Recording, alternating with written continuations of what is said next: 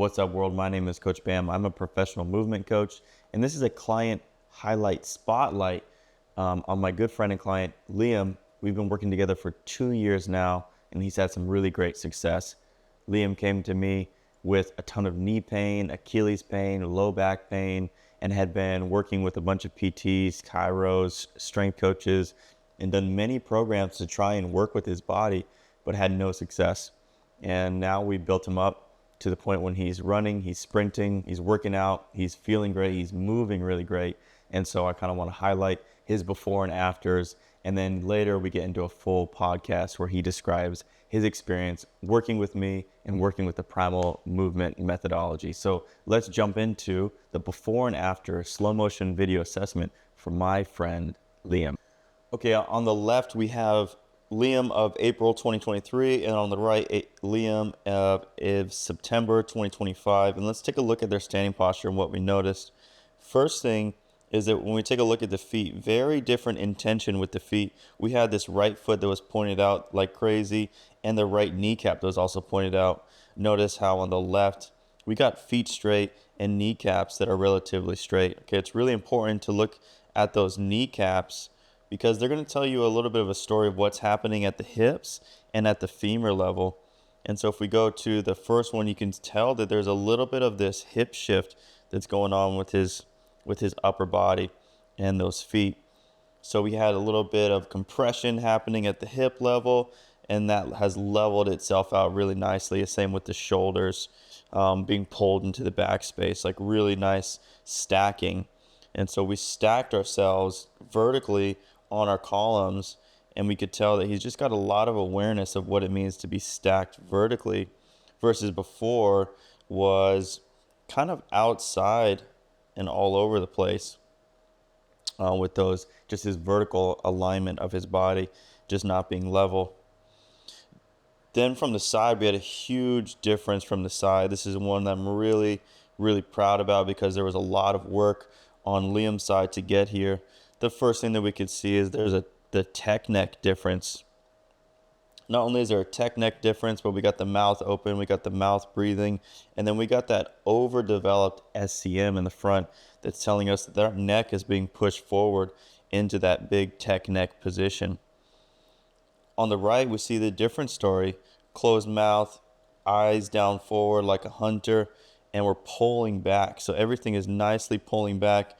That SCM is quieted down, and instead of the SCM, now we've got a lot of development in the back side of the body that wasn't really there before. And so the back of the neck, nice and strong, elevated versus decompressed or compression on the left.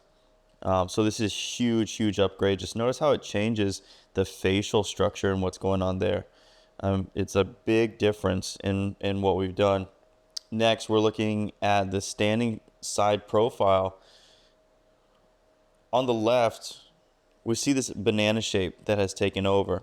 The banana shape where the hips are being pushed far forward. So the hips, the head, everything is being pushed far forward, dominant in the front side of his body. Then we changed that. We got him so dominant into the back side of his body. So now everything is stacked up, which is really what we want to see. Those hips, ears, shoulders, and ankles, everything stacked up as opposed to being collapsing to the front side of the body. Next, we're going to take a look at the squat. So we'll link these guys up and we'll come down into our squat.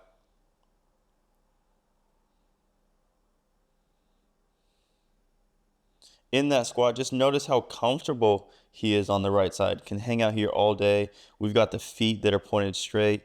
Feet are not crooked in any way, and it's uncomfortable down here. So we got so much spaciousness that we gain. A lot of that because of what we got access to in the back side of the body. Next, let's take a look at the forward fold. Look at this forward fold that we go. The very first one, really restricted. Notice how the legs are really far pulled back. In this one, we're nice and stacked. And we're completely decompressed in the spine from the top of the head to the tailbone, and we're getting full fingertips on the ground. That's what we really want to see. On the left, we were missing some of that length. Not only do we see a little bit of that humpback and that compression in the neck, but we're also missing some pieces of that length of the entire backside of the body. So that's a good testament to show all of that backside lengthening work that we did, decompressing the spine, getting access to everything. And on the left one, you can see we're just kind of like a little bit tight on the backside. Really good stuff.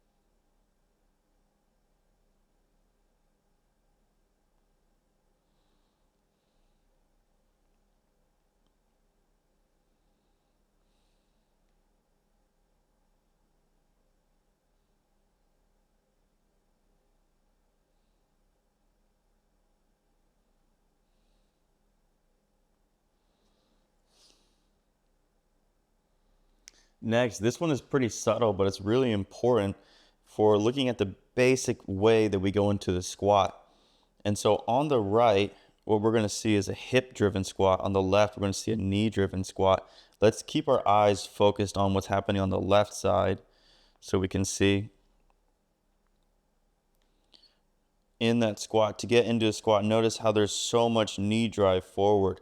And so for someone with knee pain, and we have so much pressure and activation driving into those knees as a knee-driven squat, when we go to the right, we see a completely different story. Hip is pulling back. So we really got him to understand how to engage his posterior chain and how to make his squat a hip-driven squat to protect those knees and to take some of that compression and that overuse out of it, which is really important. Now we're going to take a look at the run.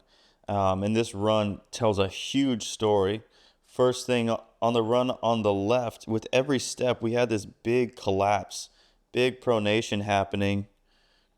Not only was there a pronation that was going on, but it also drove the angle of our knee in. So there was still, on each step, a lot of collapsing of the knee, pressure to the front side of the body that we had to eliminate. And so we had to strengthen his ankles, we had to strengthen his hips so that he could create this shape that we see on the right. This is the proper loading shape that we want to see. The loading shape on the left is linear and in. Loading shape on the right is lateral, dominant to the outside, with the head that's over the foot and the spine that's really open and working on the left. Vertical spine, no movement at all. Take a look at these runs. Huge difference in these runs.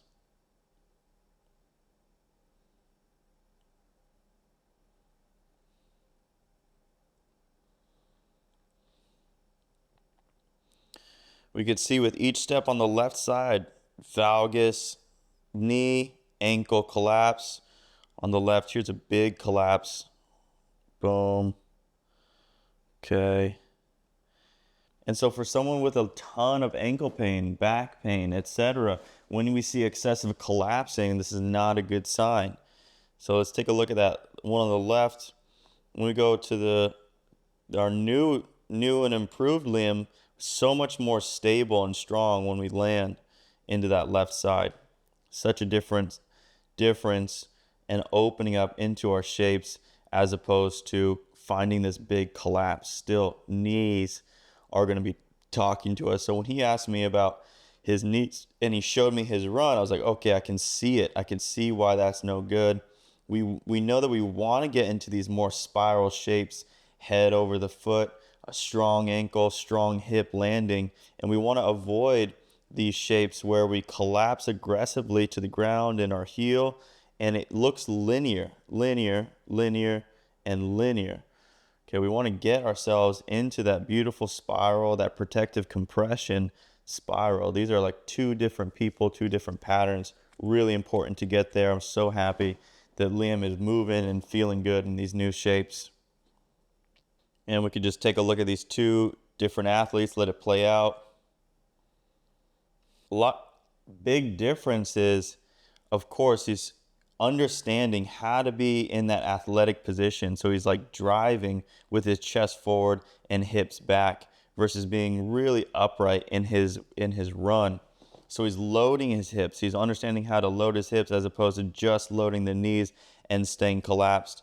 And then we notice how much spinal movement is happening, going from one side all the way to the other, versus on our one on the left, we have no movement of the spine. We stay just relatively upright and straight and just boing to boing to boing, and then just hitting these collapsed positions, collapsed knees into that valgus, as opposed to boom, boom, boom.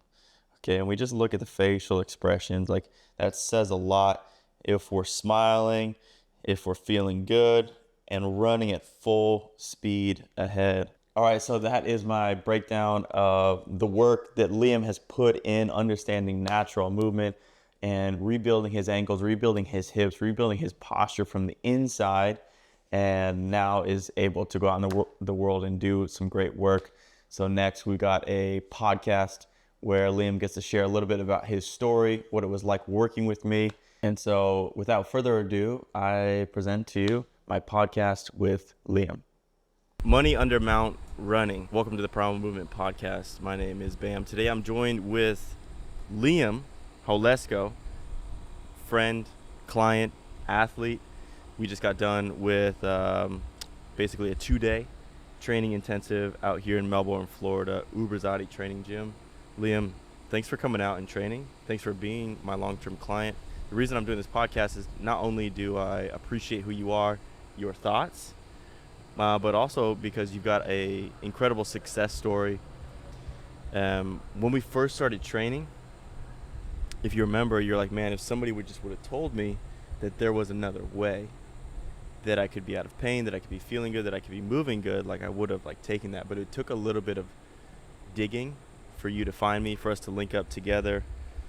A little bit of background that I know you are a lifelong athlete. You spent a good deal amount of time of your youth pursuing cycling to the highest level degree. You are somebody who's always looking for the most, the biggest, and to perform at the peak of your capacity. And it's one of the reasons why we work really well together and why you've had such a successful movement recode. So, Liam, welcome to the Primal Movement Podcast. Thank you so much for being here. Dude, yeah, thank you for having me. It's nowhere I'd rather be right now than right here. Tell us, what was the reason that you started looking for help and wanted to get in contact with me? Give the viewers a little bit of your background. So I was actually just looking. I first reached out to you August 15th of 2023. We had our first call. And yeah, I was a cyclist since a very young age. Loved that sport dearly. Decided to go down the route of trying to be a pro cyclist, and more or less managed to for a few years. But when I was 16, I really started to get issues pedaling the bike, and I would go out for these long rides, and I started to get knee pain, and I went down this long road of just pain every day, moving, walking. Couldn't do the things I wanted to do. Couldn't ride the bike because I was always in pain. Your knees were... Yeah, it was my knees mainly, but that led to back issues. That led to Achilles issues, hamstring issues. Yeah. But the knees were always the big issue. And it just got to the point where I would go for a bike ride and I would be in pain the entire time. And then I would come home and I wouldn't even be able to walk around the block because I was just in too much pain. And these are long bike rides, right? These are hours? Yeah. 2-3 hours on a bike? Yeah, the average bike ride, training ride is 3 to 4 hours. I'd say that's standard. 4 hours is pretty average. That's about the average bike ride. And so 16 years old is when you started to develop some pretty intense knee pain, achy knees. Yeah. Was the biggest thing. Yeah. Would you feel that like 30 minutes or like an hour into your bike ride? Oh, it'd be 24/7. 24/7. Your knees were just aching. Yeah, I'd get on the bike knowing my knee hurts right now, but we have a 4-hour ride ahead of us. And I would just go plow through it. And then some days it would feel good enough to get to the ride, and then other days I would just turn around and go home because it was too unbearable. Yeah. Yeah. And so since like a young age, not even out of high school, and this is already happening, high school age. Yeah, it started happening my junior year of high school. And I saw doctors, I had surgeries. There were periods of times where it felt like, oh, the surgery worked. It got rid of the pain. But then I would just hop on the bike and What were these surgeries? Were these meniscus, like scopy? yeah, they're like surgeries? scopy stuff, like Yeah. taking out, Little parts of your who meniscus. knows, yeah, who knows, tendon stuff. Yeah. Crazy. Yeah. Yeah, and so these surgeries would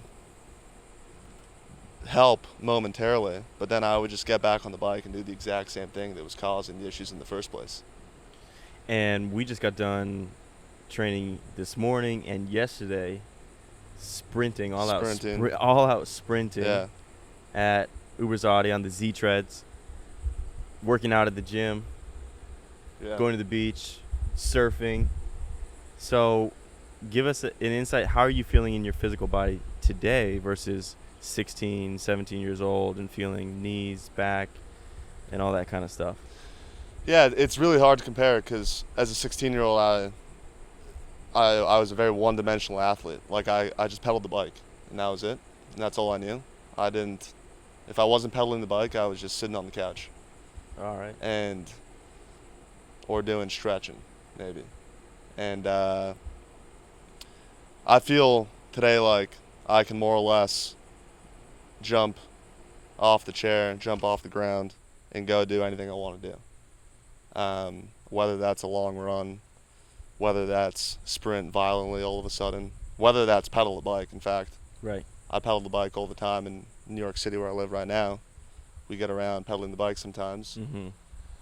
And yeah, man, there's a lot more freedom than I had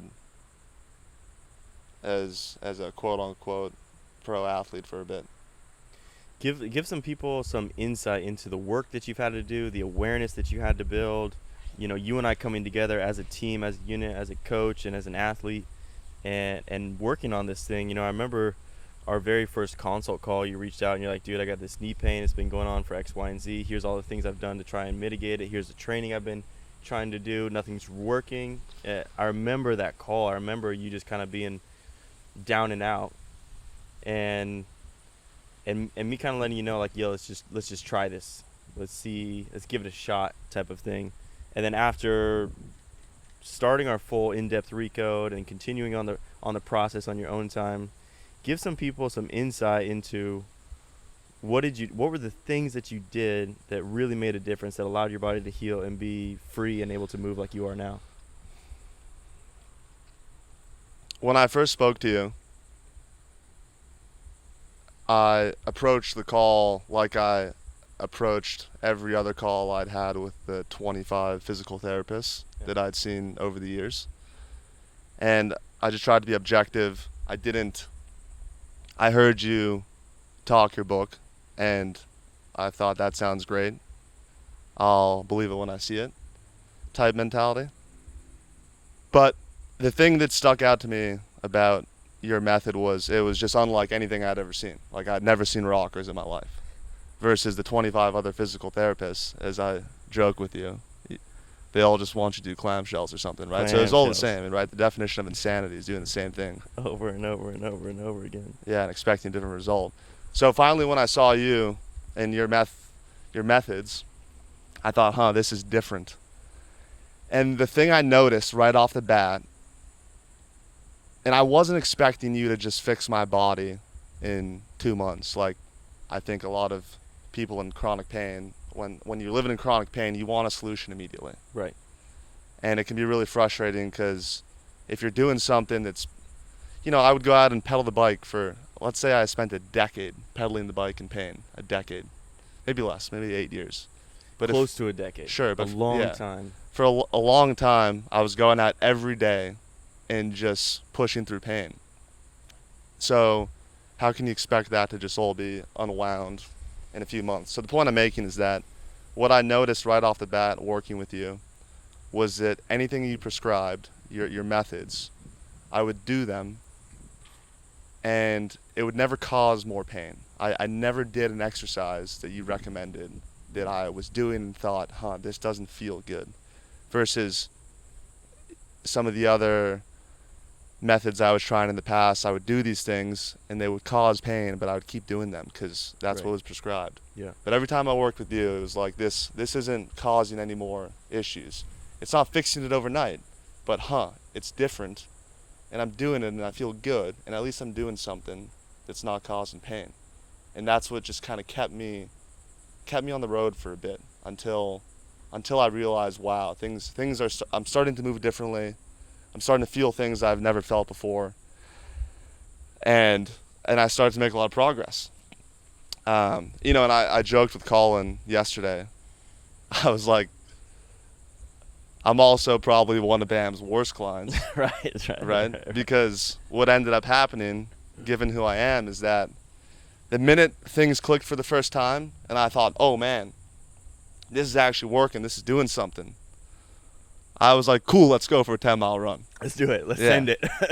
We're ready to rock. Or cool, let's go play an hour flag football, because all of a sudden I feel like I can do that. Yep. And sure enough, I'd go play an hour flag football and I'd feel great for 10 minutes, and then I'd be like, whoa, I'm starting to feel some of those pains again. And I'd call you and you'd say, listen, I think the first time this happened, you said you stepped in the arena, because you felt like you were able to for the first time in a long time, but you're not there yet. There's a lot more work that needs to be done. And yeah, we've been working for over 2 years, and I've done a lot more of stepping way too far in the arena. Yeah. Way too far. But I've learned those lessons the hard way. Mm-hmm. And I've worked with you longer than I've worked with any other trainer or physical therapist or strength coach. And as I've told you over and over again, I'm a client for life. I feel like I've tried everything. I've gone to different countries to go try things and seen so many doctors, and I'm not looking for anything else anymore. Yeah. Movement training is really special, but especially the RICO process. You brought this up earlier. It's like nothing makes me feel bad when I do it, and that's a crucial piece of it, because it's not necessarily my prescription to you, or like you do X, Y, and Z, and that's what's going to heal you. That's kind of more of a physical therapist Western mindset. Oh, you've got this problem, well, we have this surgery. You've got this ailment, well, we have this pill, type of thing. We dove into a process of relearning and of changing how you relate to your own physical body. Yep. For instance, there's a lot of people, Liam, that are like you, that are athletes, that are headstrong, that are type A, more type A type of people who just want to get after it. And that getting after it mentality can take you so far, but it can also be the thing that destroys your body, because your body's like, yo, please don't go on this bike ride, my knees hurt. And you're like, we're getting it. We're hitting the pavement today. And your body's like, okay, all right, I'm going to do my best to show up for you.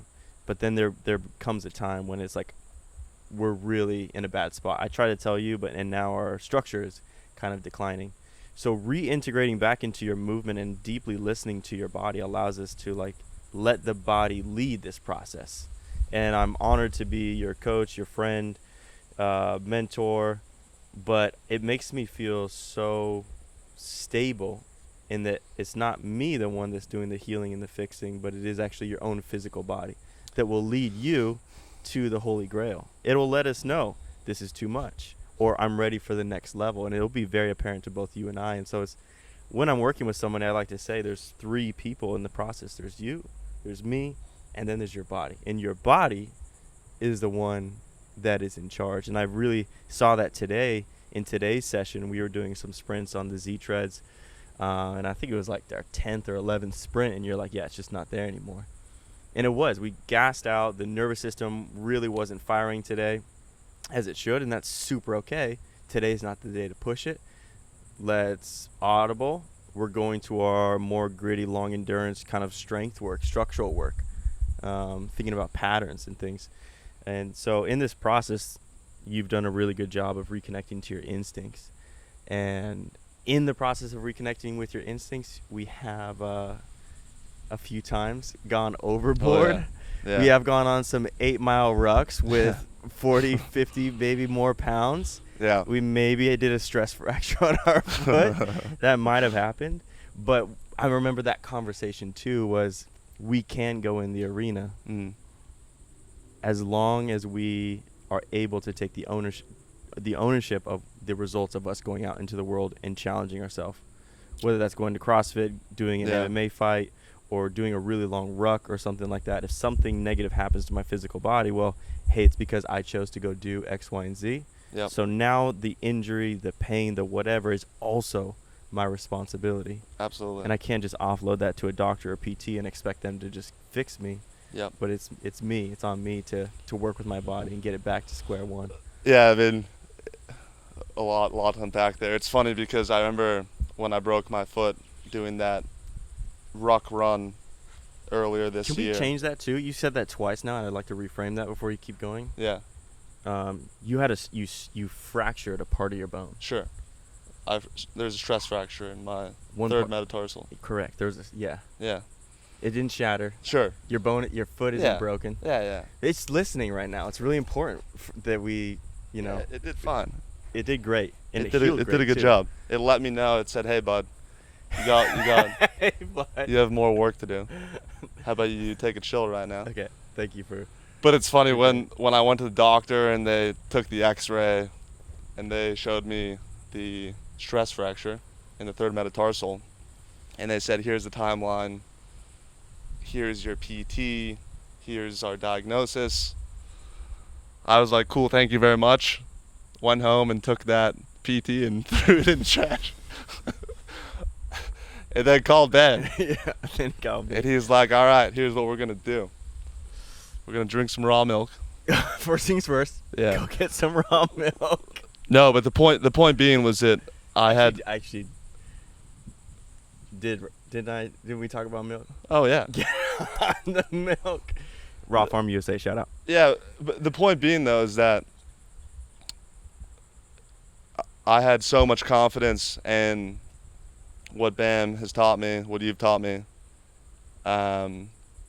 confidence in myself, that I honestly looked at a doctor's diagnosis and a doctor's recommendation and said, "I appreciate it, I'm just going to go do it on my own." And now, here we are, several months later, haven't had any issues with my foot since I had a stress fracture. We're sprinting, we're running every week, Yeah. and we're good to go.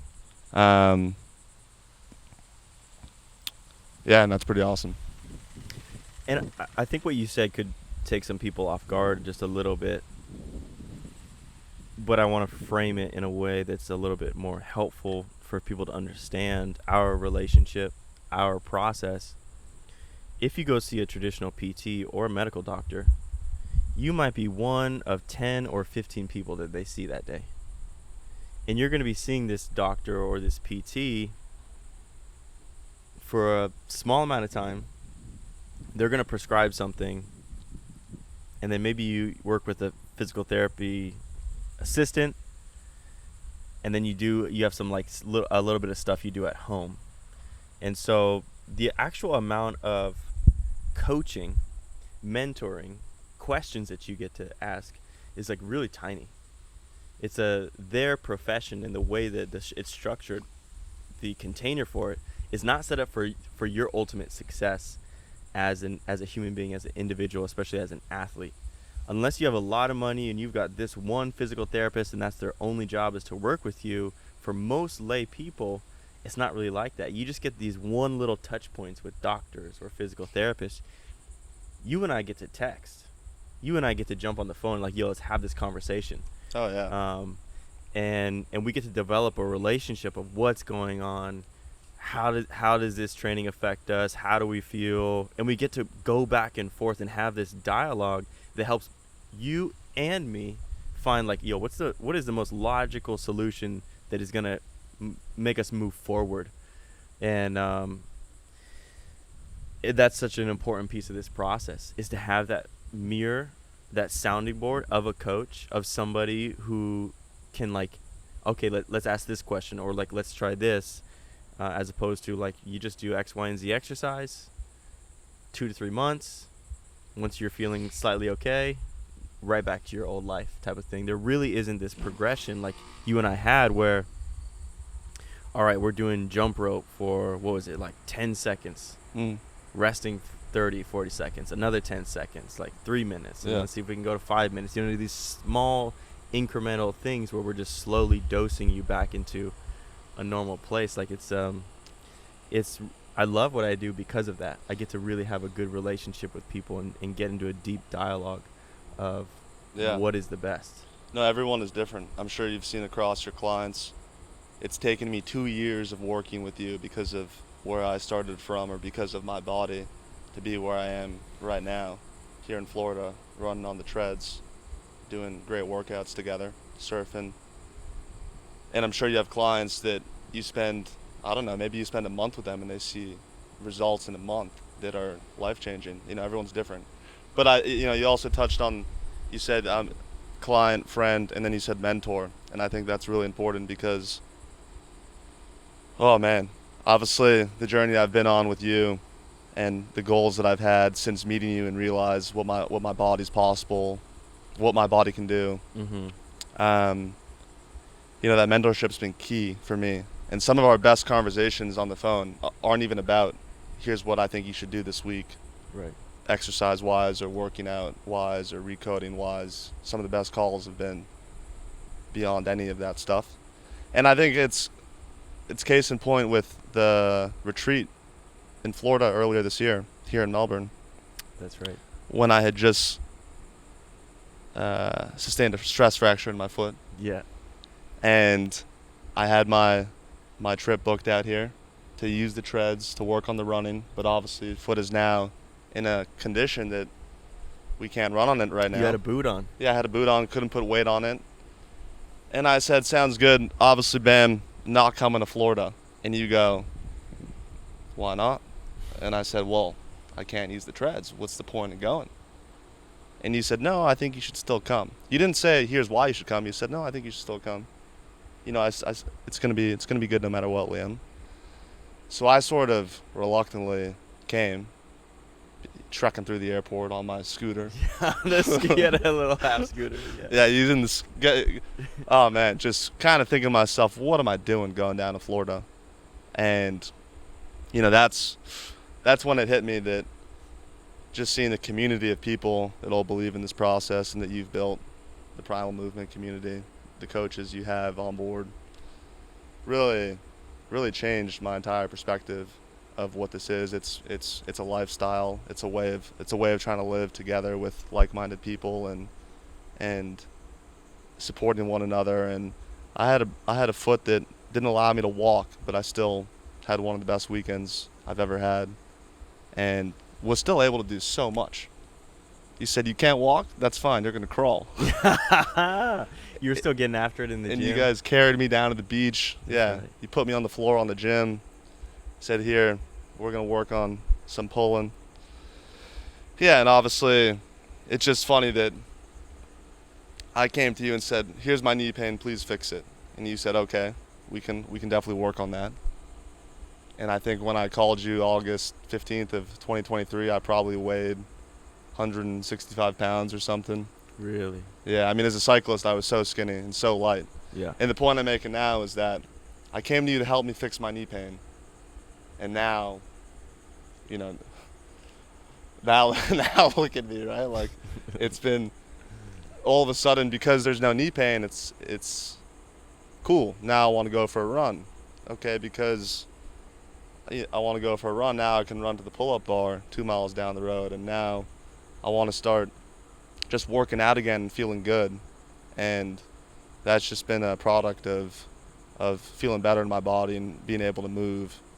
And yeah, I think one thing you've mentioned along the way I've heard is that, I've never started this journey to like look a certain way or have big muscles or any of that. It's just purely a product of feeling good in my body doing things that make sense because you've explained it in a way that makes sense. And yeah, as a result, it's just hard not to go and want to move the whole day and just be exercising and feeling good and expressing that. And as a result, I feel really good. So it's been a great journey. It's great to be in that journey with you. Like today, waking up, going to the beach, catching the sunrise, doing our recode movements, getting our feet strong, immediately jumping into the ocean, Yeah. having a sweet surfing session, Mm-hmm. coming back, fueling up, going to the gym, having Yeah. a gym session, coming home, decompressing, relaxing, doing a little bit of work. We're about to go back to the beach for Mhm. another chill movement, whatever session, and it feels good to feel good. Yeah. And it feels good to move in ways that make you feel good or make you feel joy or connected to your community or connected to the environment. And what a gift it is to have that capacity within our body, to have built that up to where it's like, I can go surf, I can go on a run, I can go play a pickup game of basketball or whatever it is, I can go skate. That freedom, you can't really put a price on it. No. And it's kind of like my personal North Star and what I really care about when I'm assisting and coaching other people on this journey is about freedom. And freedom to move physically in whatever way that we really want to express ourselves. And just as a byproduct of being able to physically move in ways that are free, our psychology, our emotions, like our life seems to have more freedom, more options, that is such a incredible thing, especially because not all humans alive today really have a lot of options. And so to have you're a very wealthy person if you have, do I want to go surf today? You even having the time and the physical energy, the strength and the capacity to go, oh, maybe I'll surf, maybe I'll go run, maybe I'll go play some flag football, whatever it is. And it's been incredible to watch you grow and take these concepts and these pieces of awareness and your body change and just embrace a new levels of physical and mental freedom. It has been really cool to be a part of. Actually, it's been awesome. Can you describe, let's get a little technical, let's get a little anatomical, physical with people. There's a lot of people still that are like Liam before April 2023 who are unaware of what primal movement is, the kind of the work we do. So give us a little insight into like the physicality, or maybe like what you were doing before, how you were before versus like now. Like what was actual physical changes that have given you this freedom? Yeah, I mean, starting before primal movement, again, as I mentioned, I'd seen 25 different physical therapists, and I had this knee pain. And all of the physical therapy revolved around, let's strengthen your glutes, which is a good idea. I think we can agree on that. That's a great idea. Yeah, great idea. But the way that we went about it was really interesting. It was a lot of clamshells.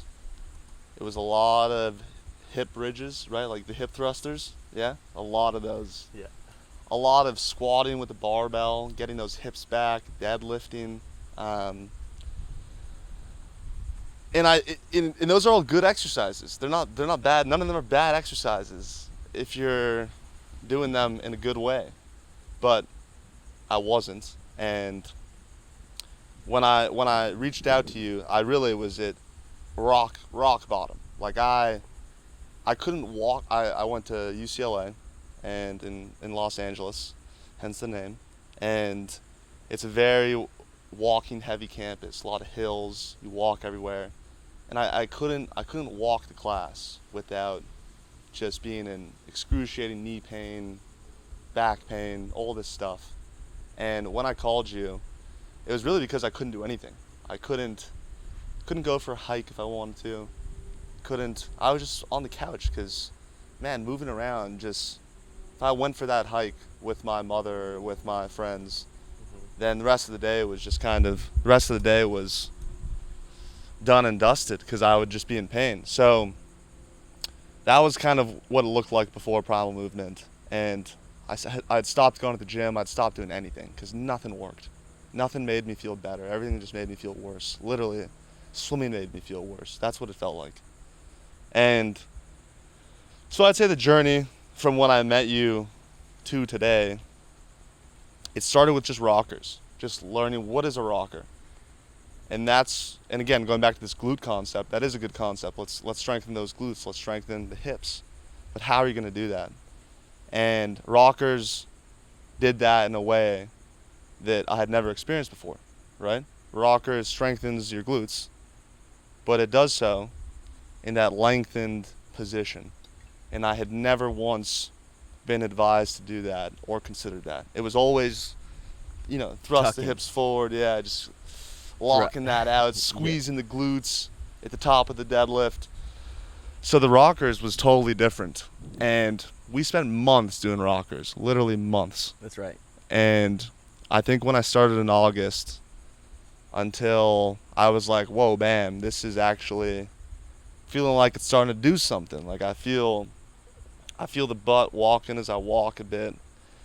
And then it was like, cool, let's get into some drop-ins. And then drop-ins were terrible at first. But slowly, over time, it would feel like, all right, this is doing something. And then that evolved into hinging and squatting, but squatting in a way that is healthy and good for your joints and your body. And we've just built upon it. And then I started to have setbacks. Absolutely. Like we would do lots of rockers and drop-ins, and then I would go all of a sudden hit a long run, or that's when I was doing my Murphs. Right? I started your going daily Murphs. Yeah, right? the crazy. I would just start cranking out Murphs and hitting those 2-mile runs, and at first it felt fine, but then I was like, bam, these runs, they aren't feeling good anymore. And you were like, okay. And you take a step back and you look at what's happening, and and then we change the course of action. We change the direction. We do some decompressing, and then we start again, and we keep building. And again, it's a lot of trial and error because of what I want to do and because of my goals and how I want. I still want to be stronger. I still want to be able to do more things, and because of that, as I would step into that arena, as I would dip my toes into the water and test things, I'd say, hey, bam, this still isn't good enough. I still want to do more. Let's work on it. And the biggest thing this year has been, we've gotten the hips really strong, we've gotten the backside strong, but coming from my sporting background, my foot's just locked in that pedal all day long, not moving. So right now, the biggest thing has been, man, my ankles, my bootstraps, my calves. Those aren't really doing their job. They aren't providing the support they need to. And since we kind of found that key to the jigsaw puzzle, the progress recently has just been exponential, because we have so much strength and progress in other areas, and now it's playing whack-a-mole. You just keep finding the thing that you need to work on, and then you go to town. You just absolutely grind it out. You just grind it out. So, but the point being is that, I think the overarching thing is nothing we've worked on has ever caused more pain. It's only been the things that I've decided to go do, like the 8-mile run with the 50-pound rucksack, right? Sometimes you're just not ready for those things. But the point being is that we have the tools to help the body get there one day, and you keep progressing slowly. Yeah, I remember on your very first assessment, we had some pretty sloppy feet.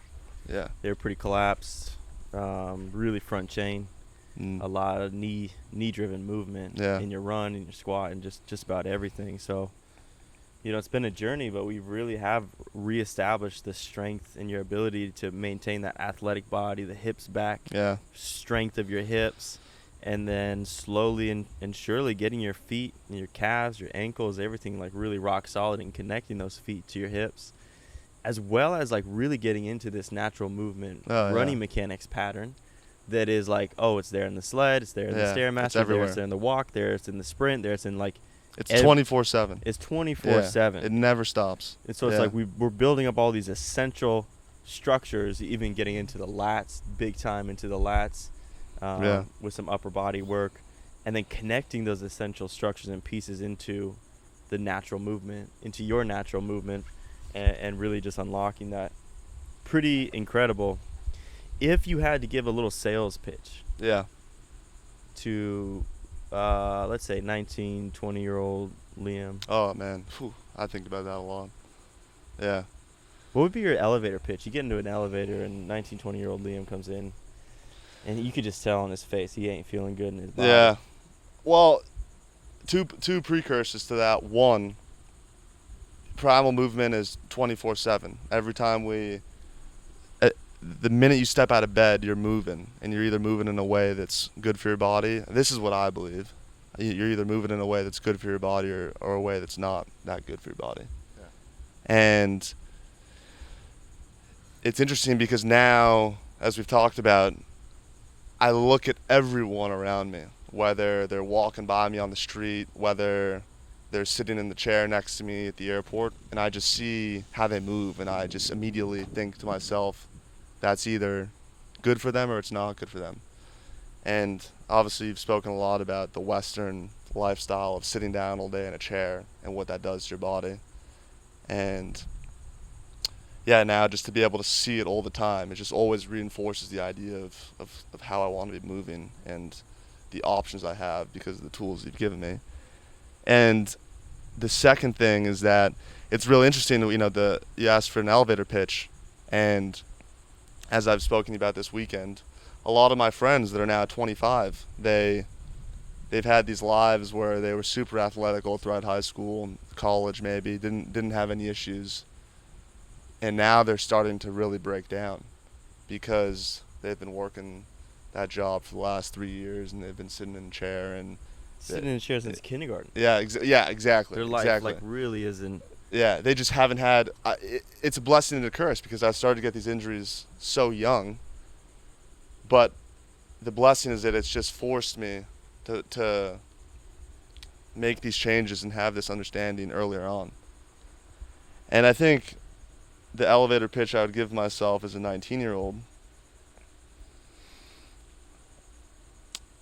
I would tell that 19-year-old self to, one, have an open mind to the fact that these doctors, these methods that are so engraved in our way of thinking and living in this society, perhaps they don't have all the solutions, because at the end of the day, medicine it's a bit of an art. It's not a science. I think what you do, it's a lot of art because there's this underlying belief that, okay, here's how the ankle should rotate as it lands, and here's how the hips should engage. But at the same time, the way someone feels that is it can be very different than how someone else might feel that. And as a coach, that's where that art component comes into it. How can you explain to someone to feel something that you can, but that they've never experienced before? And that's definitely an art. So I would try and convince my 19-year-old self to have an open mind that perhaps these doctors aren't just going to wave a magic wand and fix you, and that there's other methods out there that go against the common grain of thinking. And then what's been really helpful for me is, now that I see how you should move and I see how everyone moves around me, it's always amazing to watch the people that move well, because you know what you're looking for. Whether that's the athletes on TV, whether that's the random person running in a video. When you see it and you've tried to feel that, it makes so much sense to me. So there's so many hints that come from the success. So the athletes that have been very successful, that was really helpful early on when you would show me Bolt running in a straight line, and the way his hips and ankles were opening, and the way his his back chain was functioning. That was really helpful. So, and I've looked at it in cyclists. If you look at the very best cyclists in the world, they pedal the bike better than mediocre cyclists in the pro peloton. And they have that ankle opening and hip opening and then closing even as they're pedaling the bike. So it's just amazing to be able to see it and see like, wow, there's a reason why he's the best in the world. It's not just because he can produce the best power, but his pedaling is also just so efficient. And yeah, I mean, I would really, yeah, what would I tell my 19-year-old self? It's to convince them to try this methodology. I think, one, you need to be very open-minded. Two, you need to have a very long-term approach. And three, I think that you need to be very comfortable, you know, as you said with Colin, doing the basics, like going home and grinding rockers for 30 minutes. It's not sexy. It's not going to give you that adrenaline dump, but it can be boring sometimes. Yeah. But that's what makes, I think that's greatness, right? You do those boring things, those basics just over and over and over again until every movement you do incorporates that flow, that method of loading correctly. So that's sort of my pitch, if that counts. It really is the path of greatness is mastering the basics and doing things repetitively that maybe somebody would see as boring, but are crucial. Like, dude, I could not imagine myself being on a bicycle for 4 hours straight. Yeah. You know? But at the same time, if you want to be competitive, if you want to be good, you're going to have to put that time on the bike. It made me think of when you said that, of like thinking about a pro golfer. Like, oh, here I'm at the putting green again, putting again. Yeah. I'm already a professional. Why am I putting still? It's like, you know, we understand this with athletes. The baseball pitcher still is trying to perfect his pitch and get better. Yeah. The another baseball player is trying to perfect their swing and being able to hit, or a quarterback throwing a ball or running a route. Like, we understand the basics of athleticism, but somehow, like, as soon as we get out of the arena of sports and we see a human, you're like, oh, you're just a person. You're just a normal everyday human. I see people as athletes. I see everyone as an athlete. I don't separate athleticism from being a human. Going to the grocery store is an athletic endeavor, and your technique for how you go to the grocery store, how you load that little conveyor belt, to how you get into your car, all of these are athletic abilities that can be done very well or very poorly.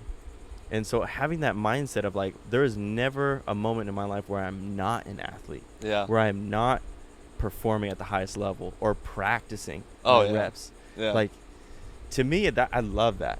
I mean, even when you're cooking yesterday, you're just like, hitting your drop-ins as you go to, you know, make that turn of the spatula. Yeah, I mean, and also, just to go back to this thing I said about boring, because I'm not sure it's the right language, but I remember very well when I was a cyclist and you go pedal the bike for 4 hours, so doing something just for 4 hours, 5 hours straight, it's who you are. But I would see all these physical therapists, and let's say that, you know, clamshells, going back to clamshells, which again, I'm not saying it's bad exercise, right? But the point being is they would prescribe these things that they'd tell me to do every single day, whether it was stretch for 2 hours, and I'd have no problem going and doing it. If you tell me to do something, I'm going to do it. That's true. Yeah, you're going to go do it. But that's a problem, because if you're doing something that's hurting you, or you're not doing it well. If you're not doing it well, you're creating more pain for yourself, and that's what would happen. So it would just be so frustrating to just do these things every day, and they would make me feel worse, or I'd see no progress. And I kept telling myself, I was like, man, I would have no problem doing these things the entire day if they help, but they just don't feel like they're helping, and I would keep doing them. So with rockers, it's the basics, but I have no problem coming home every day and saying, all right, let's go 30 minutes of rockers, because I know it's helping. And I mean, that was I have no problem doing it. And that was today during our session. We hit the sprints. The last few weren't firing. I was getting tired. And then we went to the tread and we started walking. And then we started crawling. And as I'm crawling, I can feel my ankles, my calves, my hips, my back chain is just, everything was in sync. That was like one of those cool moments where everything was in sync. And it was hard, and it's hard work. But I sat there and as I'm doing it, I was like, dude, I could go all day. All day. All day. If you weren't here, I'd go all day. Because it feels so good. It's working the right muscles, it's making the right things stronger. And I've seen the results. I know it's going to help. So even though it's so basic, just crawling on this treadmill, it's not sexy, you're not sprinting. But even, yeah, I could go all day on that tread this morning. Yeah. It was pretty cool. Yeah, when you're tapped into that feeling. Yeah. There's something that does happen when you're doing your movement, recode, when you're in your rockers, and you lock into some kind of chain of fascia or connection, and it's just like, I just need to stay in this and do these little movements and just keep these like grinding. You see small children doing it, which is really interesting. The rockers are from babies that are just like rocking. You're like, dude, why is that small child, the little toddler, just doing this like back and forth rock? It's like something like deep within our system. Right now we are doing a online certification, so we're welcoming in a new group of coaches, which is really special, and something I feel like, you know, I want to try and replicate what we have done in many other places with many other people, and have more people get access to natural movement and high level coaching. What would you say to a coach who is considering problem movement, or who's just starting, like really like learning this stuff as like from a coaching standpoint, and they haven't maybe like had an experience of deeply helping somebody do a full movement recode? What would you say to a future problem movement coach as somebody who's gone through this process and who's going through it?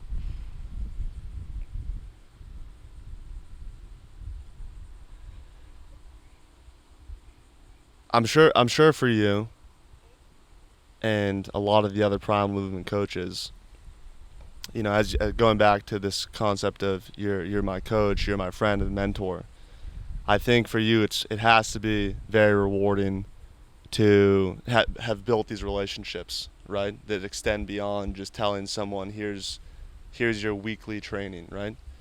So I think for any prospective coaches or coaches in training, I think that's pretty key to understand about this movement, about problem movement, is that it goes far beyond just being someone's coach. That it's a big responsibility, because of the potential of what you're offering them. I believe you're offering them the potential to be completely free in their movement and to be able to do things in their life that they perhaps never thought were possible, given maybe they're in chronic pain, or maybe they don't believe they're athletic. And so I think it extends way beyond just prescribing rockers 3 times a week or prescribing drop-ins 4 times a week. It goes well beyond that, and that has to be incredibly rewarding for you guys, because you're changing someone's life. You've fundamentally changed my life, and I don't know if I've done that for anyone. And you've probably done that for quite a lot of people now. Definitely for a lot of people. So, man, that's a life well lived, in my opinion. And that's a very fruitful life, and one that I hope provides a lot of fulfillment for you and for all the other problem movement coaches. So, in that sense, I think that's something that everyone should aspire to, especially prospective coaches. Just know that there's a lot of potential here to feel that level of fulfillment beyond just prescribing someone a method that's been prescribed to thousands upon thousands of people because here's what the books have taught us and here's what the PT schools have taught us. Yeah. Yeah, so that's what I would say. And it's hard for me. It's really hard to go to gyms these days and to just see the methods that are still being used to treat pain, and I just feel so lucky that I found the primal movement method, because I've come a long way. And I mean, we've talked about this weekend, but it's the proof is in what I'm able to do now versus what I couldn't do 2 years ago. Yeah. And I remember watching all these testimonials when I was sitting on the couch in pain, and I would see these testimonials from people that said, this thing got me out of pain, it fixed everything, and then I would go try that thing and it wouldn't work. So I kind of sit here as someone that can feel compassion towards those that might be in pain and may somehow stumble across this video. And yeah, just know that there's always a solution. Like, I always believe that. There's always a solution. I think it's primal movement, though. A lot of other methodologies, and whether it's trying to do rehabilitation, strength training, performance training, or whatever, it is that diagnosis prescription mindset, which is, you have a headache, we have ibuprofen, Advil, your headache goes away. It's like an X, Y equals Z type of thing, which is like just hyper fixation on what are we doing? What are we doing? Oh, I'm doing this exercise, or I'm doing this. Like, oh, are you doing this program? Are you doing like that thing? And what you were referencing, about this coaching is really legitimate. What I try to instill to our primal movement coaches, and what they do a really good job of holding, is they are coaches. Yeah.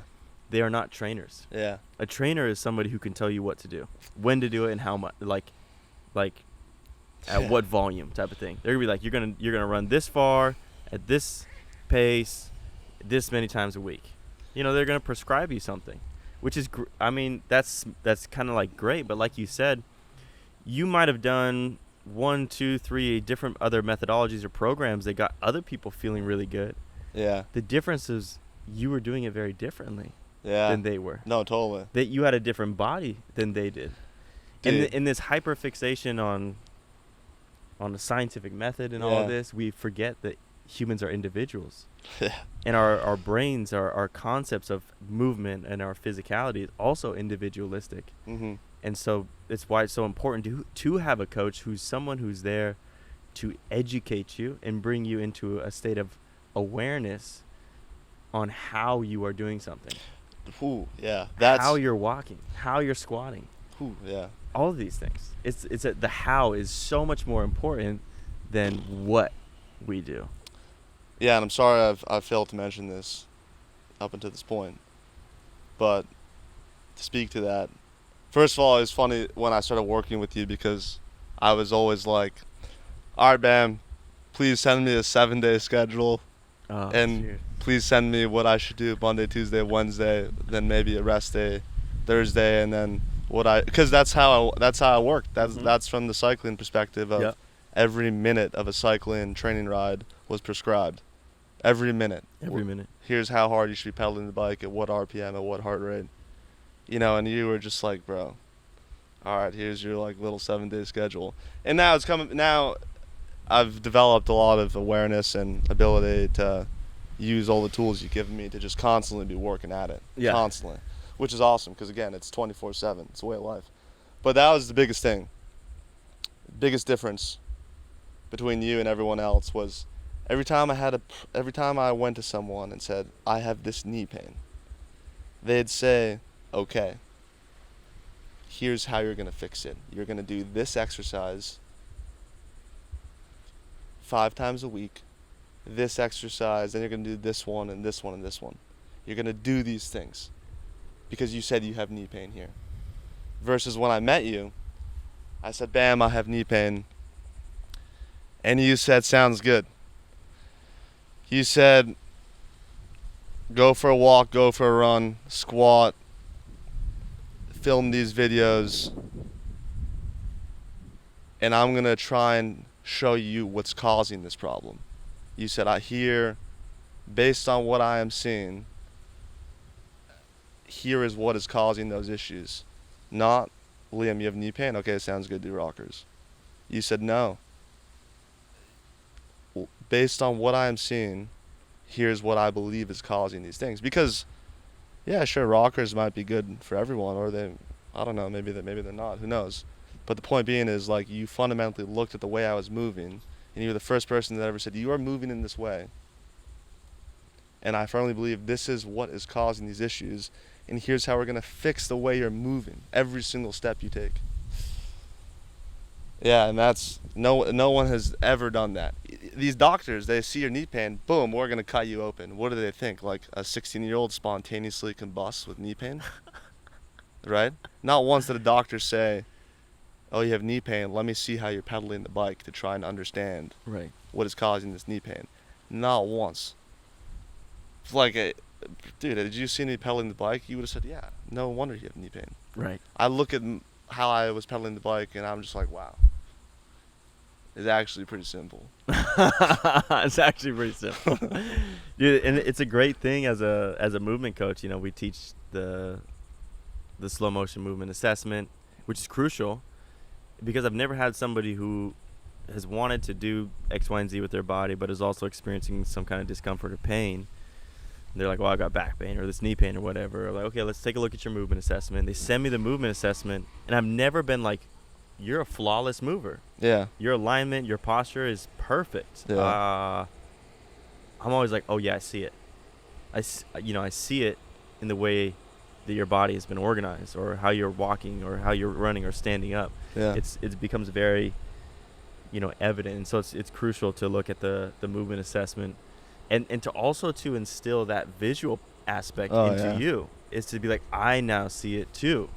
In other people, I can see it in myself. It really is because it's a learning process that we're going into. Yeah. And you've been doing it for 2 years, which seems like a long time, but as somebody who's been doing this for over 5 years. Yeah. When I first started doing this kind of concept of movement training, I remember it was a couple months in, and I had this like click of awareness. I was like, oh, this is just like jujitsu. This is going to take me 8 to 10 years to master this. Yeah. Which is like anything, right? Like how long does it take to be a really good cyclist? No, dude, 100%. 100%. It's like that 8 to 10 year, right? Does not happen overnight. Yeah. It does not happen overnight. No. And that's what's so cool about it, man. So cool. Because that wouldn't be that much fun if 2 months into it, boom, fixed, cured, good to go. It's such a cool process to just work at it every day. And every day you get a little bit better. Yeah. And it's cool for people, as I talked about, that haven't seen me for 2 years. The changes. And they're like, whoa. Doing podcasts outside. What happened here? Your mom accuse you of you taking steroids? Yeah, You're like, no, Mom. Yeah, Raw milk and rockers. Yeah, literally. Oh, dude. Yeah, it's been funny. But yeah, no, and again, to the prospective coaches out there, this whole approach extends way beyond telling someone to do rockers or drop-ins. Here we are, in Florida, and we're in this wonderful home, and there's no couches anywhere. There are no couches. We're eating dinner on the floor every night, and now it's totally normal for me. Right. Totally normal. Totally normal. Don't even bat an eye. At my apartment in New York City, my roommates, bless them, they're just like, bro, you only sit on the floor? What's up with that? Like they've never seen that before. Yeah. but it's where I'm most comfortable, right here in Seiza. We just figured out my office desk That's right. goes low enough so that I could do Seiza. So, oh boy. Yeah, because we didn't talk about that, and we don't have to go too in depth of it. But you are just an average finance guy. But you're an average finance guy sitting in Seiza. You know? Yeah. Dealing yards in Oh, Seiza. oh boy.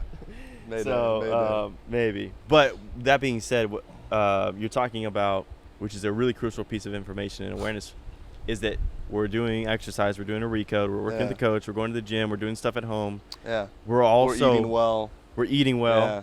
We're also paying attention to how we sit on the ground. Oh yeah. Or sitting on a chair. Probably not good to sit on a chair on our couch.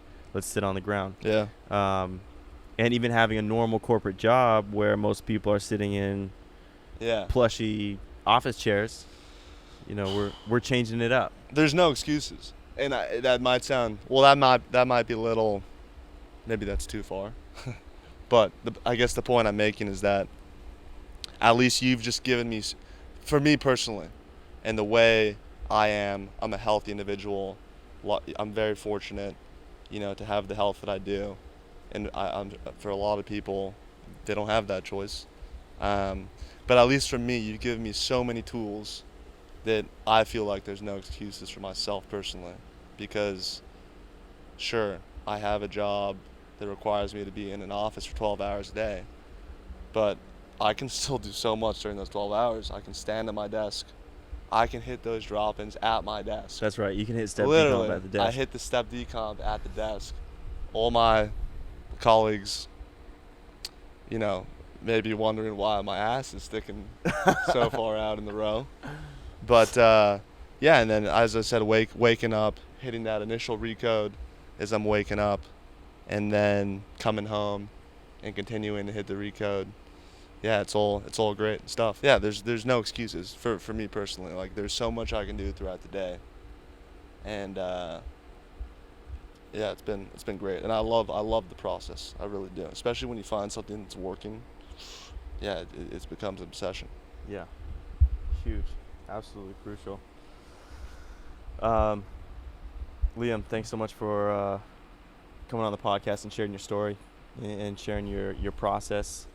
For being part of the Primal Movement community, and for showing up for your body, and yeah, being willing to share this so that other people can see that there's other possibilities, there's other ways, especially if you're not feeling good in your body and you feel kind of trapped or lost, or you've gone to different outlets. There are many methods, many coaches, many people who can fulfill this role to help somebody like heal themselves and bring their body back to a really good place of strength, and give you back that freedom to enjoy life, enjoy surfing, enjoy running, enjoy pursuing, you know, our dreams to a really high level.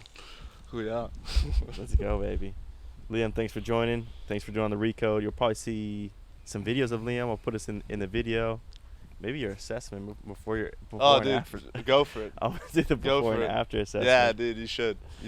For sure. I'll send you a picture of me when I was that 160-pound cyclist. There is not much wind right now, and so surfing is where we should be. At the beach. Let's go do it. Soaking more sun. Liam, thank you so much. This is Bam and the Primal Movement Podcast. We'll catch y'all later.